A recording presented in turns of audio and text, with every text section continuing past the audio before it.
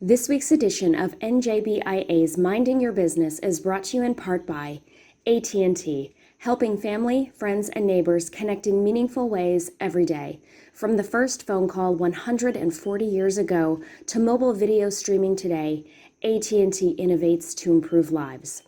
And by New Jersey Business Magazine, providing the critical information needs for New Jersey's business community for more than 65 years.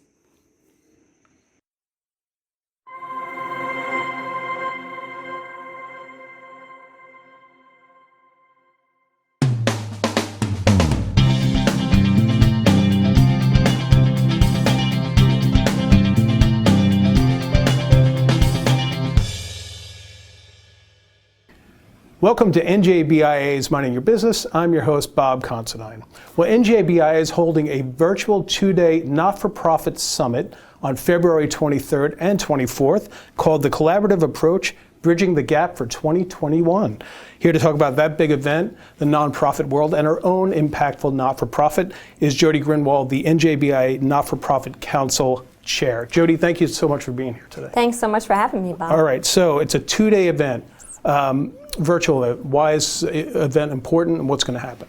So it's really important because nonprofits and for-profits, the collaboration between them, we really need to reinvent the relationship, especially in the world we're in right now. Right. And the reason for 2 day is because we probably would have hosted this for a full day in person, but we broke it up into 2 days with 4 panels, 2 each day, keynote speaker each day, networking each day, and a great opening and closing of the event. And we have honorees as well, which I'm super excited about. Great. So let's talk about this. I know you do a lot of consulting with not-for-profits and for-profits, that relationship. Why is that relationship so important? This event's all about collaboration, correct? It is all about collaboration. So nonprofits and for-profits, traditionally the model is the nonprofit goes to the for-profit for funding. How else would they be able to fund their mission, Sure. right?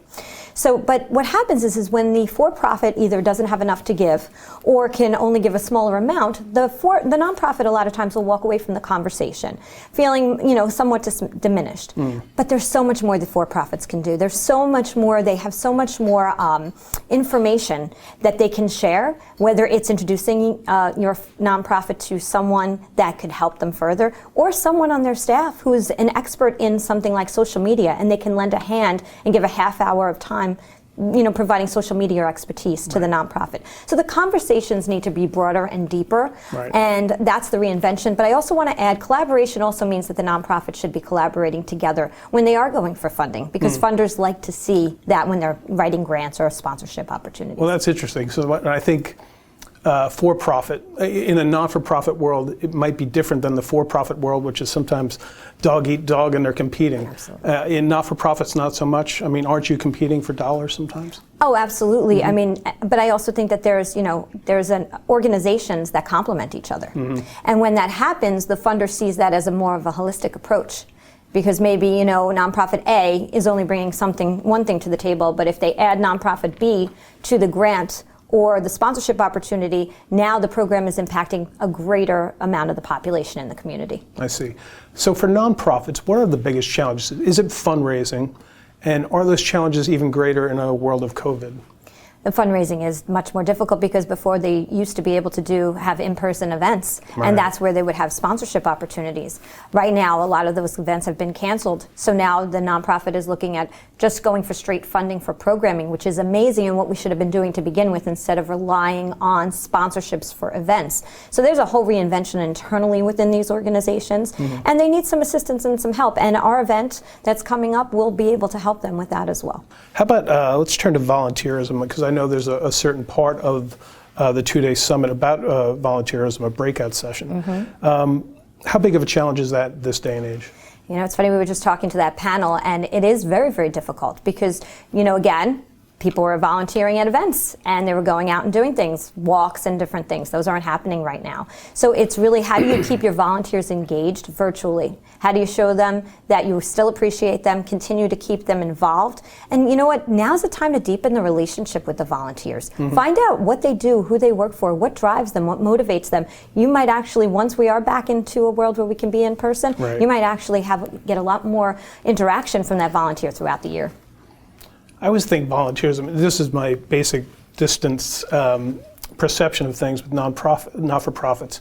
Volunteering must be a challenge because people are just so short on time. Mm-hmm. I'm wondering, in the world of COVID, when you could do things more virtually, if maybe that's an advantage to get people to be accessible. Absolutely, absolutely. Mm-hmm. But the problem is, I think also a lot of people are what I call zoomed out. So so that's the only thing. It's perspective. It's really about perspective. And I think the volunteers for some of the events that I have through the foundation that we're going to talk about, I have definitely seen an increase in people who want to be involved and engaged. It's mm-hmm. just about thinking about things in a very different way right now. Right. How about generationally? I think of again, outsider perspective. When we're talking about maybe older people, they're more willing and able to give their time and their finances. Mm-hmm. Younger people, maybe not so much. Is that belief true, or are there exceptions to that? It's funny because we're going to actually have a panel on this right. during the event, which is really, it's important to understand how to engage individuals through the different generations, right? Everybody has a different way of thinking. Mm-hmm. So yes, but the younger generation, from what I've seen and experienced, is they just ask more questions in the way of they really want to be connected and right. attached. And they don't want to just come in and be a part of an event, walk away and not be engaged until next year when the event comes. Right. They actually do. They want to be more embedded in the organization, and they want to actually have a true connection to the organization. Right. All right. So, folks, this is the NJBI 2-day not-for-profit summit, the collaborative approach, bridging the gap for 2021. Check it out. You can go register at njbia.org, or you can just go to the address right under your screen right here. So, Jodi, let's talk about your own not-for-profit. Very impactful. You started it 3.5 years ago. This is the Zzak G Applaud Our Kids Foundation. Yes. Tell our viewers about it and what it does. The Zzak G Applaud Our Kids Foundation provides funding, 100% funding, for children living with financial barriers who want to take dance, acting, instrumental music, and vocal instruction. Right. We do that in a very unique way. So we do not provide the instruction, just the funding. If they meet the financial needs requirements, we find a studio, performing arts studio, close to their home that meets our criteria, an all-inclusive criteria, right. that will actually take care of these kids. They understand that they might have some other challenges going on at home. And then we fund for a year up to 11 years if they continue to meet the financial criteria. Wow. That's one leg of our organization. The other is organizations like the Boys and Girls Clubs will send a teacher, we'll pay for a teacher to go into an existing community program so that children can connect to a creative outlet. We truly believe that financial barriers should not limit creative expression. And that's amazing, because this isn't just about providing lessons for kids. This is, as you say, an outlet and maybe a way to connect and build self-confidence if they have that avenue. Oh my gosh, the stories are endless. Yeah. Give me one. Give me a good one. There is a good one. So there was a little girl who was taking dance lessons first year. We were going to our scholarship showcase where all of our scholarship recipients get to perform with our AOK performance group. And 2 days before the event, she found her father dead of a heroin overdose. Oh, wow. Horrible, yeah. Horrible story. Terrible. It was awful. And 2 days later, she called us with her grandmother crying, saying, "Please tell Jodi and Melissa not to take my dance lessons away. It's all I have left." Wow. That was a moment that I tell that story all the time, because we didn't know what we were starting until we heard the stories of how it impacted the children. What made you start this foundation? In our dad's name. My sister and I started in our dad's name, Zzak, with two Z's. Two Z's. People have trouble saying it. Yeah. But he was a singer, songwriter, opera singer, and as a hobby. But he couldn't afford to take lessons when he was a kid, so we found out when he was 33, in his mid-30s, that he was an operatic tenor at his very first lesson. Wow. But on his deathbed, almost 6 years ago, from ALS, he said his biggest regret in life was that he couldn't do what he loved and connect to what made him feel so good every time he took the stage. Wow. We didn't want other kids to feel that same way. Then we wanted to make sure we took that obstacle away. Very impressive. Thank you. Scholarships are given for this. How are these recipients selected?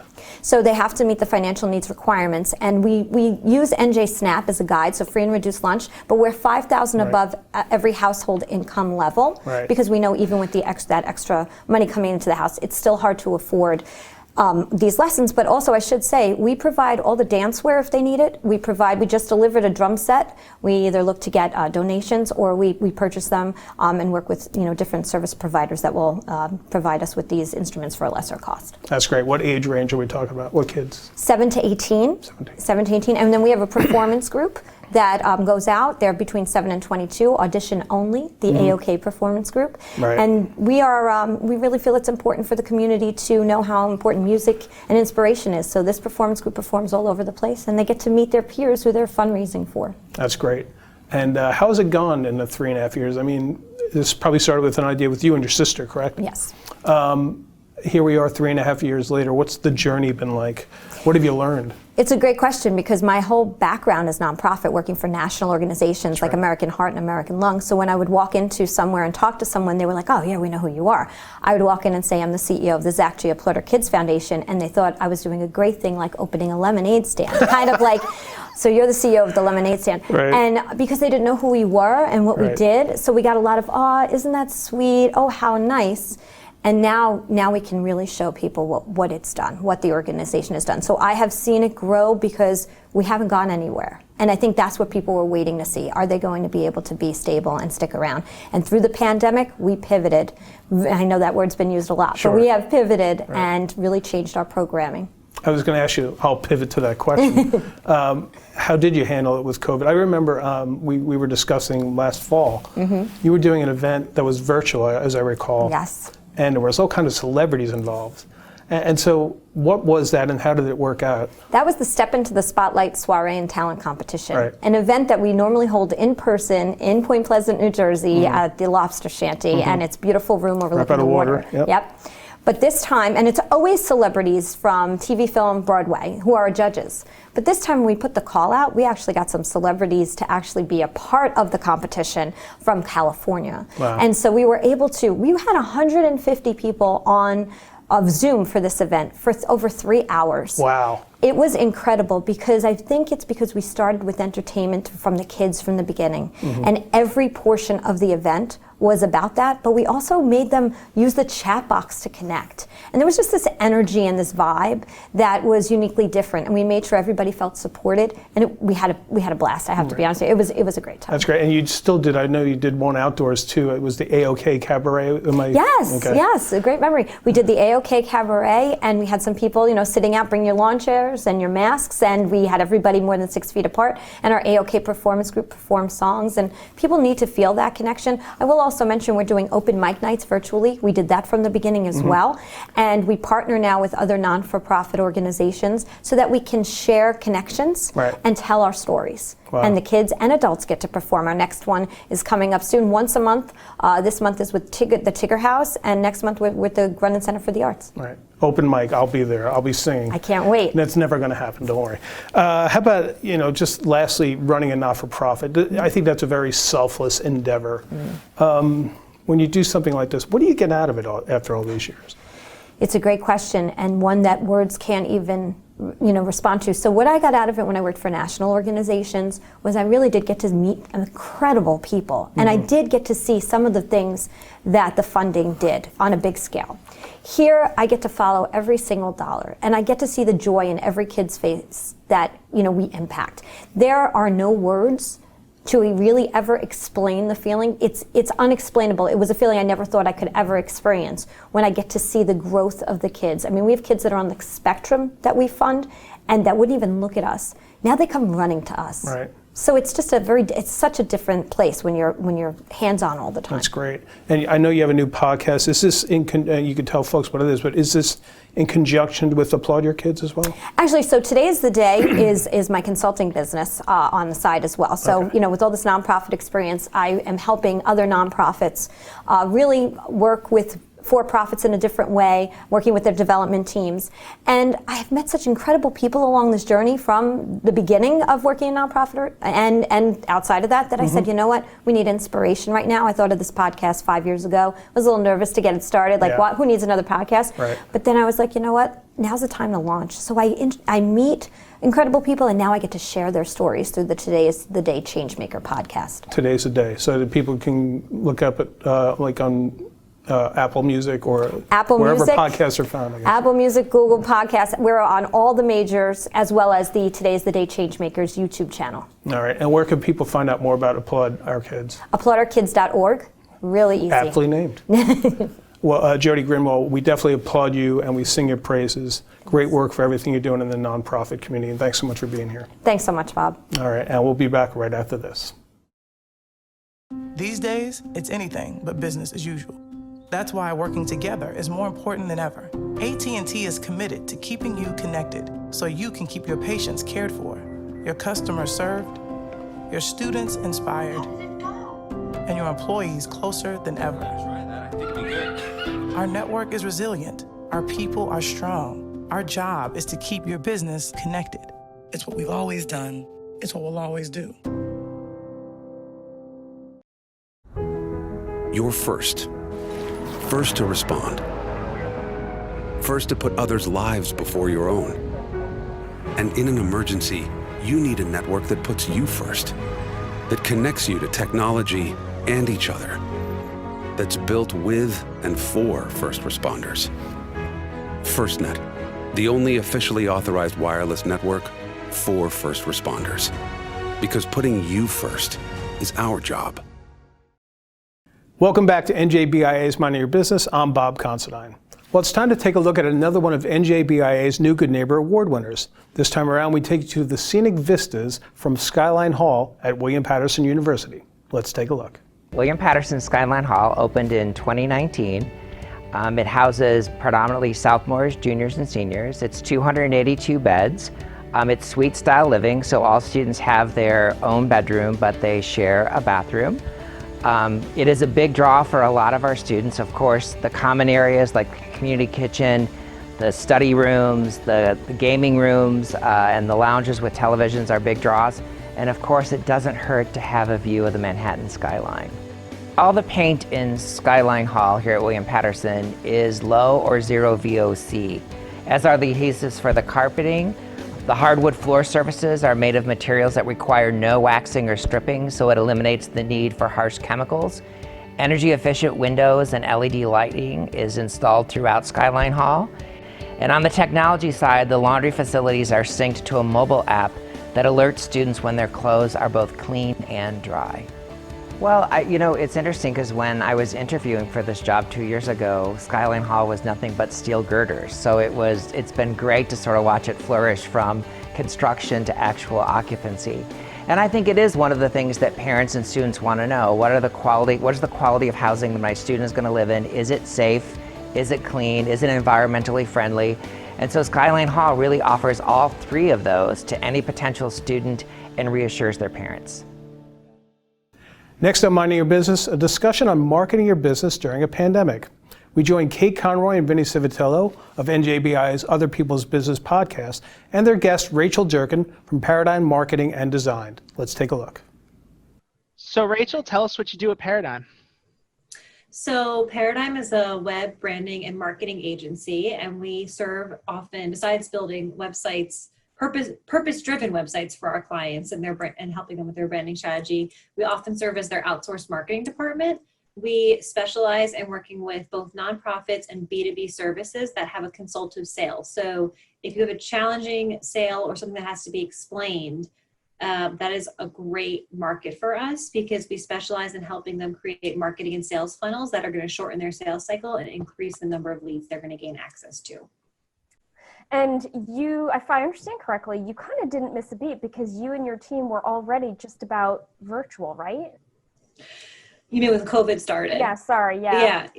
Yeah, we have 12 team members. About 70% of them are in New Jersey, but we also have employees in Canada, Hawaii, Louisiana, all over the country. So a lot of our team members were in a virtual environment anyway, and the ones that were local, we would only meet 1 to 2 days a week in the office, and the rest of the days were local. So when this happened, we certainly had some challenges and had some adjustments to do, but we had some pretty good systems in place already, so it wasn't that painful for us.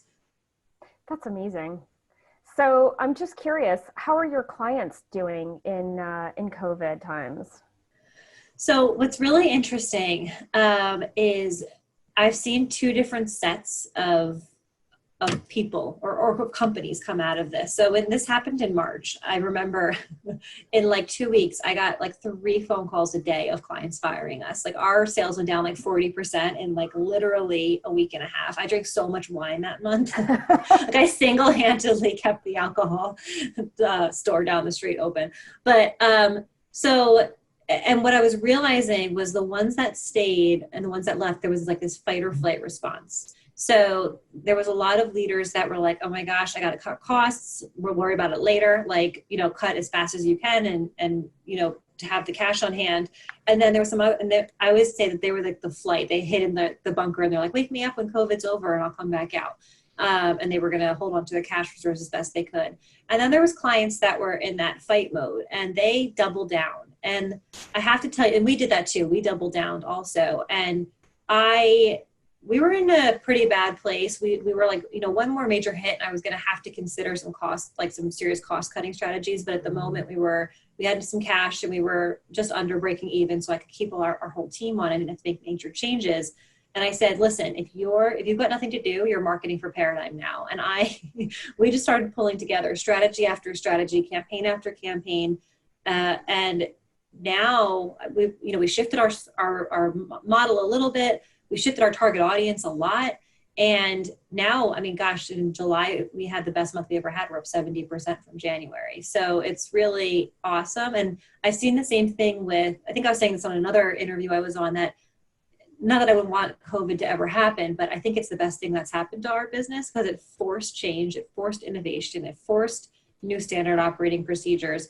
And my clients who did that also with us, we have a lot of clients that were in that fight mode and pivoted and positioned and moved as fast as they could. They're all up also. So I don't know. I've been seeing it's really it's been a good stress test, I think, to the environment. Yeah, so I keep thinking of 2 things. I remember I lived through the 2008-9 recession when the world just kind of ended. And I was in sales at the time. And I remember, guess that if you're listening to this podcast, you lived through the 2008, 2009. Yeah, you're probably right. You're probably right. There are some, I feel like I know a lot of young professionals and they didn't experience the recession the way that, right, exactly. And I remember watching company after company contract their marketing dollars. And you tell a story so well about how if you contract during times of crisis, you're not going to end up in the space you actually want to end up in. Like it's actually the wrong thing to do. Actually, so when this happened, I did a ton of research comparing the 2008, 2009 recession. And of course, it's a very different environment, different recession, but we can look at what the crisis caused companies to do. And several studies found, one particular that I'm thinking of, that they did a study of 600 companies and middle market companies. And they found that the ones that marketed aggressively during those years showed a 275% growth over the next 5 years. And the companies that didn't, that just kind of like hid and waited, they only showed, if they survived at all, a 19% growth. So it's interesting if you look at the statistics, even thinking about it, crisis breeds innovation. So what I've seen is in 2008, small business, I don't even remember the stats now, account for over 50% of the employment in the United States. And hundreds of thousands went out of business. And so there was huge, massive unemployment, not quite high as it is now, but highest that we've seen in a very long time at that time.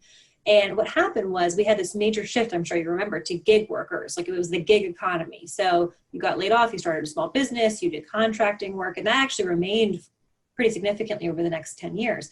But what happened pretty quick was companies started popping up to support this new environment. So think Airbnb, Uber. They created infrastructure for gig workers to work around. And even that's the time, Amazon really took off. They already had their infrastructure, but it went even further. And by the way, I heard an interesting ad on Amazon that makes me think they're even going to open logistics to, entrepreneurs as well. They're in logistics, it's part of their business. But the whole world shifted because certain people were paying attention and they were able to capitalize on it. And so I think it's really important that we're constantly paying attention right now because it's changing at such a rapid pace, but there's an opportunity to be had if you're watching.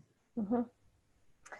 So the other thing that I've been thinking of is, there is this sort of philosophy that you're supposed to put only positivity out into the universe so that it will like beam it back at yourself.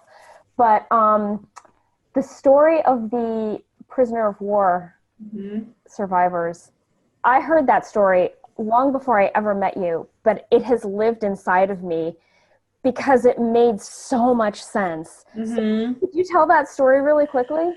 Yeah, I don't have the paper in front of me, so I hope I get it all right. But so Jim Collins wrote this book, Good to Great, and which is an excellent book. You should definitely read it. It's a little dated, but the premise is still awesome. And in it, he interviews a man named James Stockdale. I think we say it with the S. And James Stockdale was a prisoner of war. He was a vice presidential candidate. He was a officer in the Navy during the Vietnam War, and his plane was shot down. And he was taken prisoner of war for 7 years. He was beaten, he was abused, his leg was broken multiple times, he was starved. It was really a horrible experience. And just imagine 7 years as a prisoner like that. And he was seen as a leader. He was the highest ranking officer to be a prisoner in the whole war. And so everybody looked up to him. He had to lead his men through this terrible crisis. He even at one point led an uprising against their captors. And he was interviewed for this book, and they asked him, how did you survive? How did the men survive this? And he said, the men who said, oh, it'll be over by Thanksgiving, we'll be out by Thanksgiving, and Thanksgiving will come and Thanksgiving would go. And they say, oh, we'll be out by Christmas. And then Christmas would come and Christmas would go. And they say, okay, well, Easter, we'll be out by Easter, and Easter would come and Easter would go. He said it was those people who died of a broken heart. And so the lesson was, we always think it's the optimists who are going to, if you're optimistic, it'll, a happy attitude will change the world. But there's this healthy mixture of cynicism and optimism that you have to have, because you have to accept your current environment and decide how you're going to live in it. So being optimistic is one thing, but accepting the situation you're in and then determining how to be optimistic about it is what's most important, not just kind of living on hope, so to speak. Yeah, I love that. The first time I heard that, I was like, the person telling the story said, if you have a very, very, very realistic understanding of your circumstances, you can get through anything. And I was exactly. Like, wow. Yeah. Yeah. It's true. I mean, you have to be positive, but you have to accept the current reality for what it is and not live in a dream world. And, I've been using that a lot as I'm speaking to clients and doing strategy sessions and consulting, because that mindset is what's going to make or break the growth of your business or your success over the next couple months as we all face these new challenges. And we have to understand that, the world is changing so fast. I think we're all got a little complacent right now because we're used to it, but I really believe that the fall is going to bring some new challenges for us. And so we have to make sure that we continue to react and be aware of our reality in order to, maximize how we handle it in a positive way. Yeah, I totally agree. Okay, on that note, I think we're definitely remembering back to the beginning of COVID when I was like, oh yeah, it's just going to be a few weeks. I did too. Then it was just and like, a we month, were so naive. We were so naive. I remember thinking like, this can't go past April. They won't let it.